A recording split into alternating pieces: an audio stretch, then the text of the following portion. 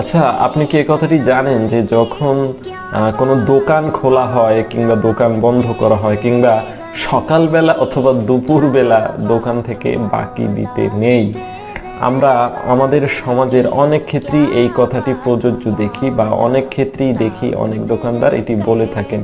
প্রকৃতপক্ষে এটি সম্পূর্ণ অযৌক্তিক, অনইসলামিক, অবৈজ্ঞানিক কথা। এটি একটি ভিত্তিহীন কথা, এটি একটি কুসংস্কার। প্রকৃতপক্ষে দোকানদার আপনাকে বা আমাকে বাকি দিবে না বলেই এ ধরনের কথা দোকানদাররা চালু করেছে। সকালবেলা, দুপুরবেলা, সন্ধ্যাবেলা কিংবা দোকান খোলা বা বন্ধ করার সময় বাকি দিলে আসলে কিছুই হয় না। দোকানদার ওই সময় বাকি দেওয়া মানে তার উত্তম মানসিকতার পরিচয়। অতএব যে সমস্ত দোকানদার ভাইরা এ সমস্ত কথা বলে নিজেদেরকে বাকি থেকে এড়িয়ে যাচ্ছেন, মনে করবেন এটা তাদের চালাকি কিংবা তাদের না জানার কুসংস্কার মাত্র। ধন্যবাদ।